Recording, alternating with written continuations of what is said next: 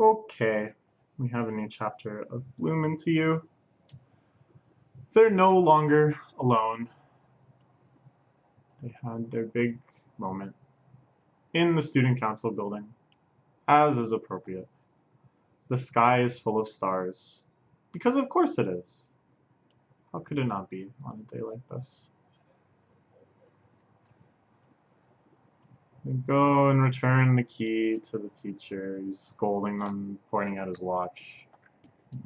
It's like the middle of the night or something now, but they had important student council work, you know?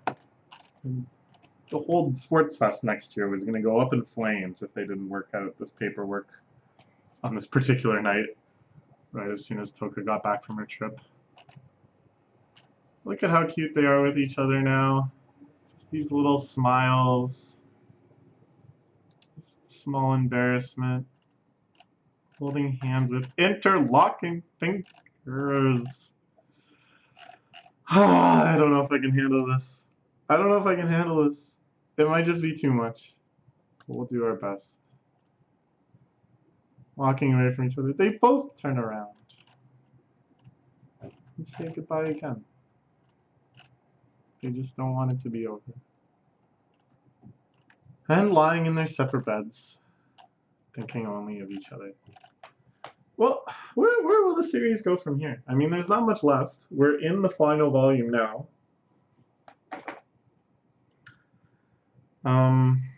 There's still kind of a matter of Yu's parents. It's been hinted at a few times, with her sister kind of speculating on how the family would take it. I'd like to see Yu come out to her friends and family. And, I'd like to see the side characters kind of get some resolution too, but I don't know if there's time for all that. And yet, you know, there's still time. So something will happen.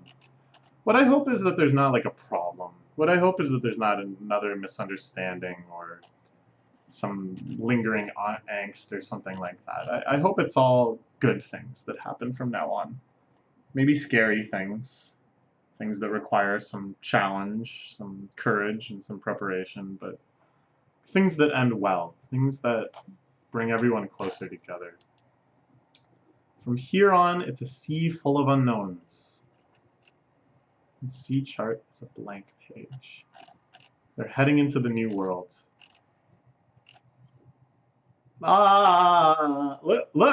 Look at this page and how her shoelaces are kind of bouncing up off of her shoe with the downward momentum of her happy run.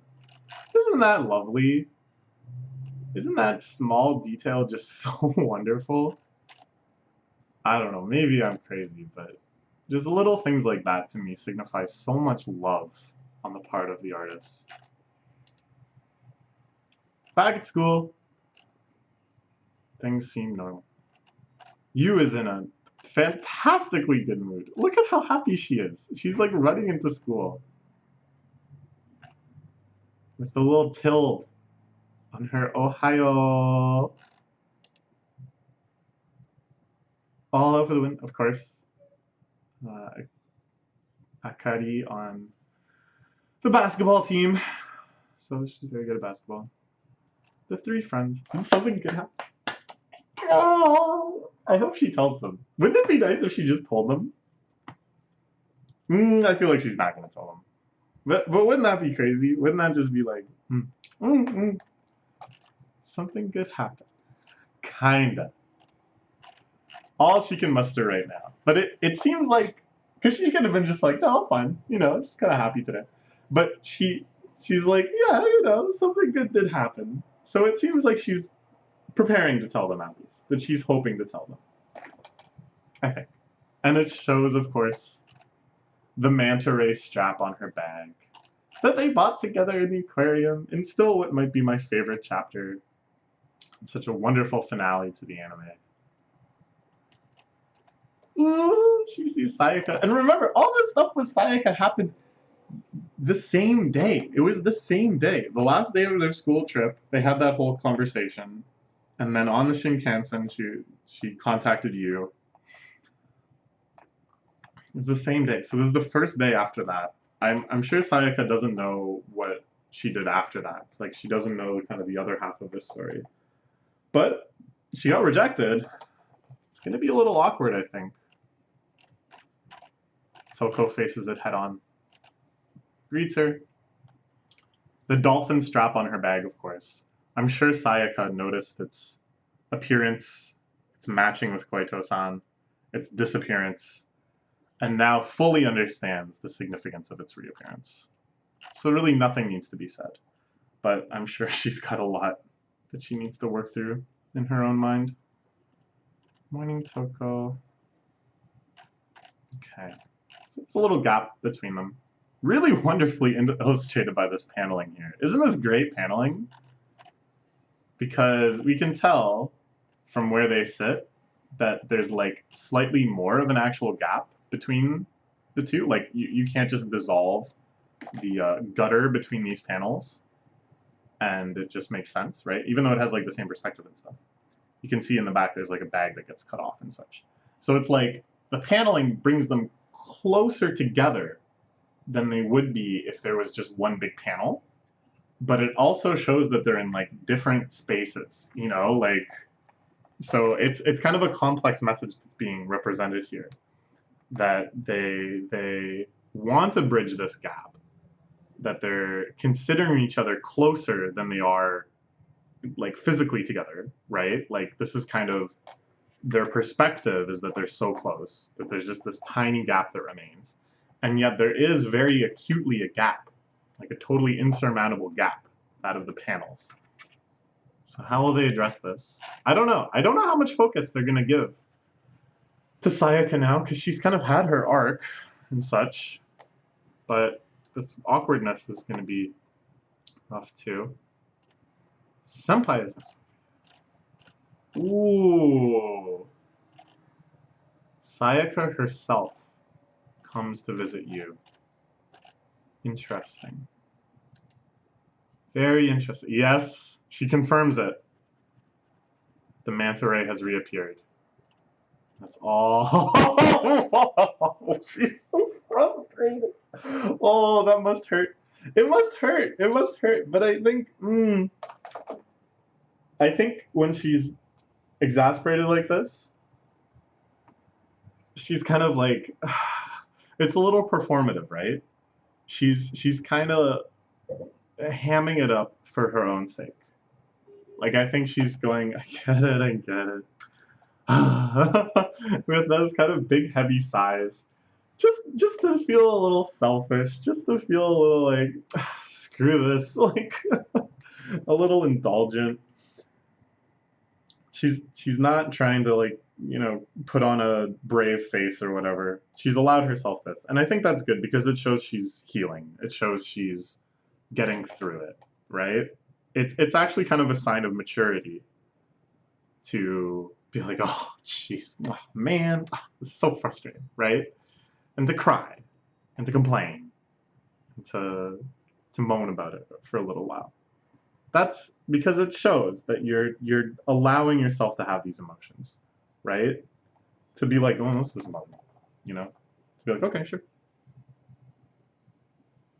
It's like it's still happening inside of you, or it ought to be happening inside of you. Maybe you've repressed it even from inside of yourself, your disappointment and your frustration. But it's still there. This is just how you feel. Like you can't not feel this way. What is she doing? You sure stretch well. See, she's so frustrated. She's so frustrated. And yet, what can she possibly do? You sure stretch well. I mean, we're talking multilinguistic puns here. But I feel like this is her making kind of a snide remark about, weren't you just supposed to be like some object of her affections? You sure like stretched yourself into this role of full-on reciprocated lover quite nicely, didn't you? Sure conveniently changed your mind about that, didn't you? I like the classmates looking on in horror. Sawa, sawa. Is this Fukumoto? I. Oh my gosh. What can she possibly say here? She's like the first one to actually talk about it. She's the first one who knows. And she's gonna say things that probably you hasn't even said to herself yet. I thought a lot about what to say. Though after all that thinking, I'm annoyed that I can only say something trite. Isn't that so true though? That in any sort of situation like this, any real big emotional situation, you're shocked at how cliche your feelings are, how cliche the words you've been left with are. And then you wonder, it's like, well, I guess this is why they are cliches. I guess this is why people do end up saying things like this. What do you think it's going to be? Make her happy? You have to make her happy. Something like this, I think. Treat her well. Yeah. Oh, yeah. That's so. I'm so impressed with her to come down here and say this to you. To just clear the air. Just have it all out in the open. But you, I don't think, can understand any of this, because you has probably underestimated Sayaka's devotion such that she didn't anticipate that Sayaka would notice the reappearance of the aquarium souvenirs and so on and so forth. But she'll get it now. Yeah, I will.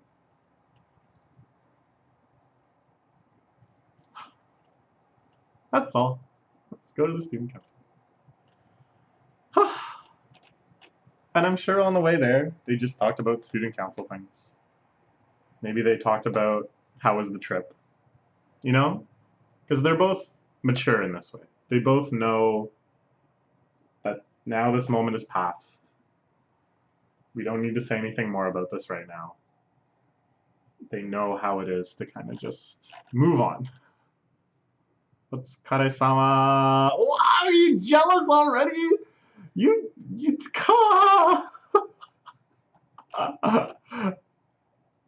unusual happen. she's freaking out. Toko, please, just settle down. I think how bully Koido-san or something. I mean, he did slap her. Did stretch her cheeks out like this. But that's not bullying. Oh, she's so cheeky now. I think she's like realized this great liberation in giving up on her crush. Now she can say whatever the hell she wants to Toko. She can say and do whatever she doesn't need to worry about it anymore. It's over. So she can kind of be a little cheeky with her now. Ooh, ah, look at her face here. She's so sly. Oh, it's so great. Of course not. She's still holding her cheeks. Ooh, souvenirs. Some sweets. Sure, sure. And then back to work. Just back to work. This is just their normal Stuco life. Yeah. How nice.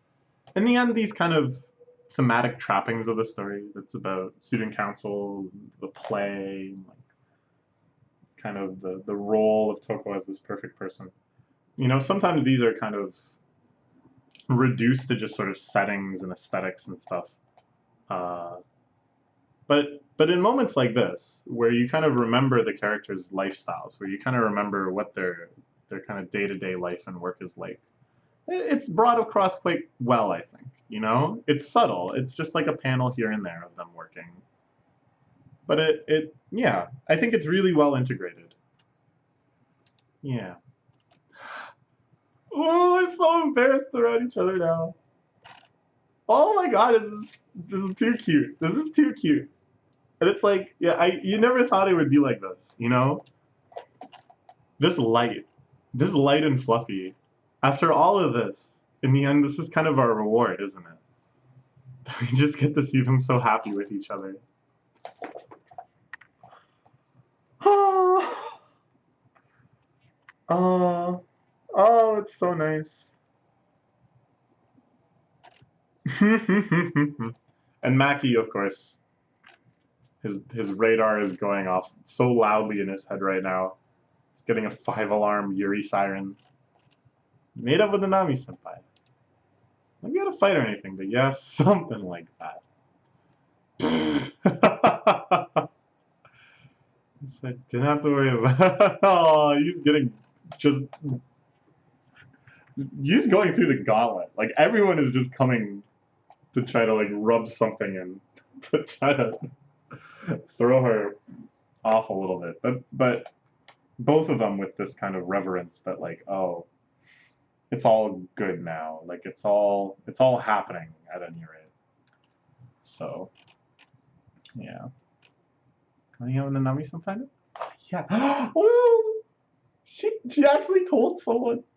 Oh my gosh, she actually told someone. I mean, Maki, of course, knows about their whole thing, and she explained that whole thing, and he always suspected it would become this other thing. But the fact that, you know, now it really has, and she actually told him, that's nice, that's nice. I think she did it accidentally. That's mutual, but I feel like we haven't actually asked each other out. Oh come on. Really? Is this what we're left with? Just what are we right now? Okay, well, all right, so this is all right because, you know, it kind of leans into this element of them being very uncertain with each other, uncertain about the idea of relationships, about mutual love and stuff. So it makes sense that they're a little apprehensive about labels. They're a little skittish around the idea of you has this sort of concern or whatever.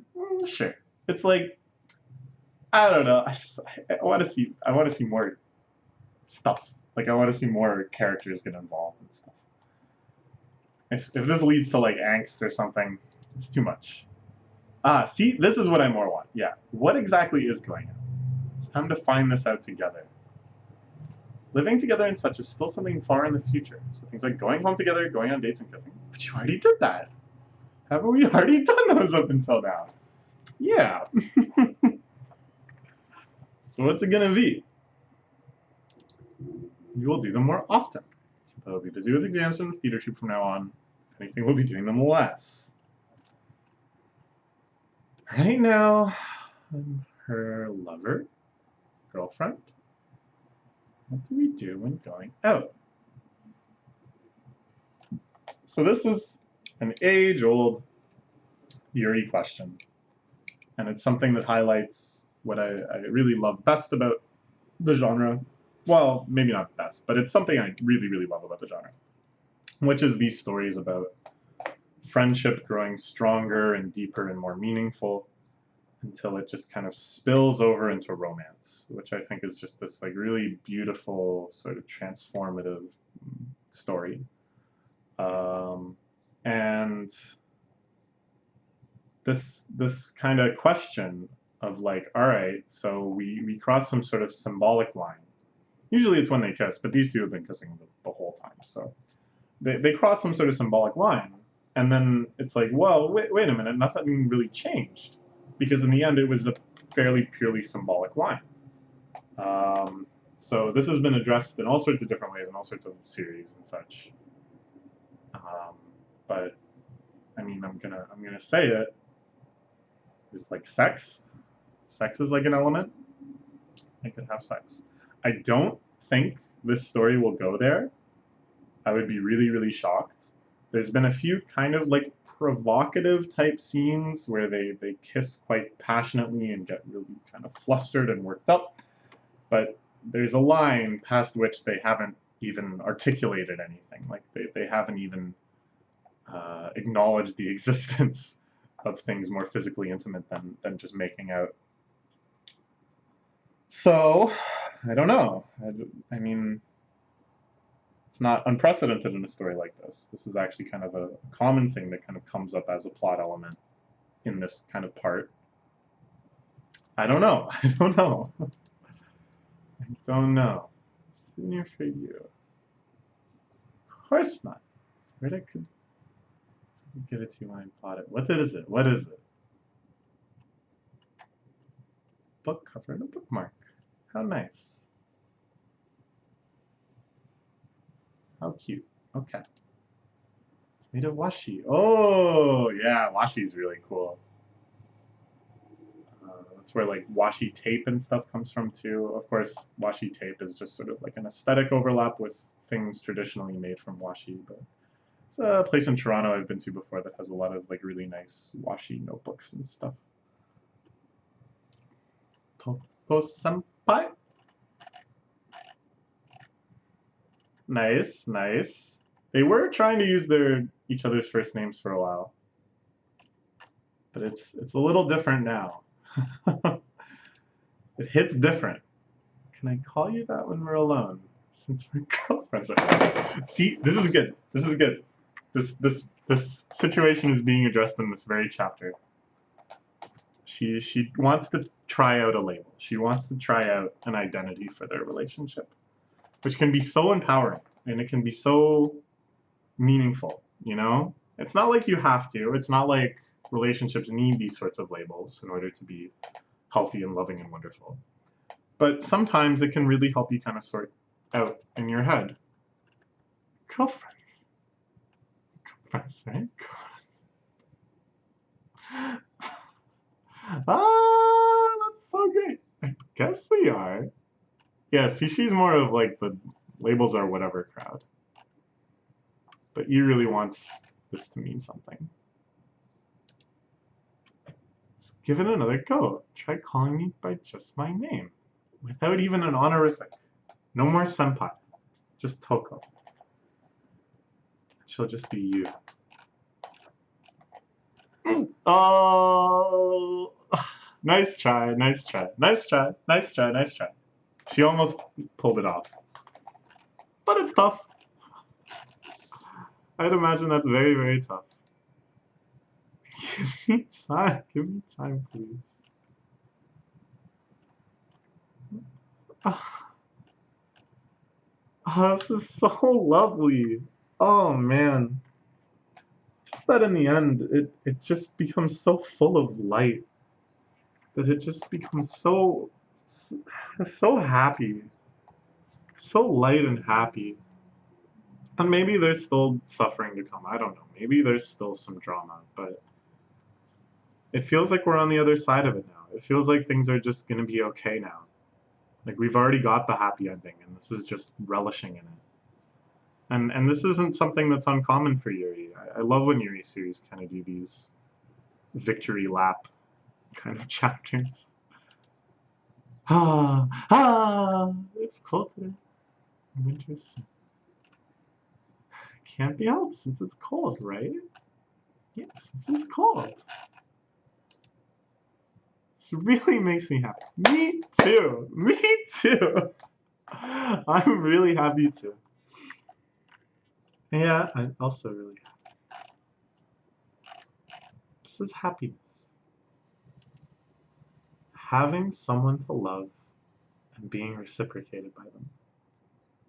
Together in happiness. Yeah, sounds nice, doesn't it?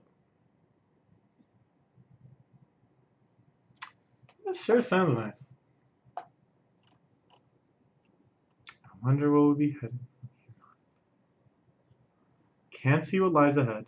It's still unknown, but I'm not afraid. It's exhilarating. After all, together with you.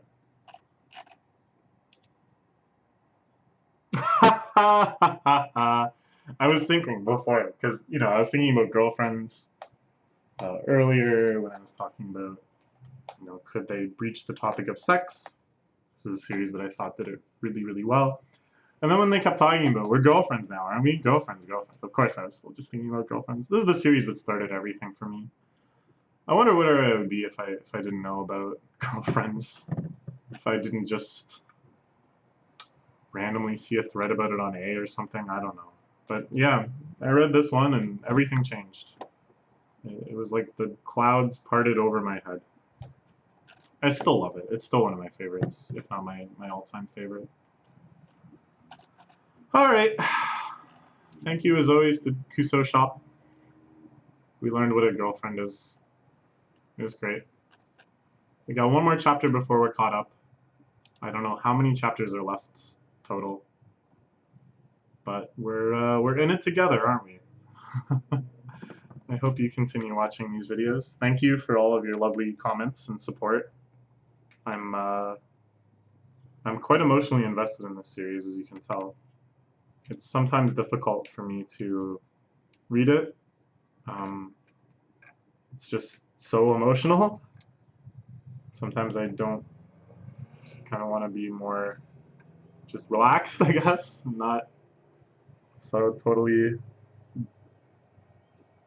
roller coastering through all of this happiness, and anxiety, and longing, and despair, but happiness still. Yeah, yeah. All right, let's read the next chapter. Then we'll be all caught up. Okay, bye bye.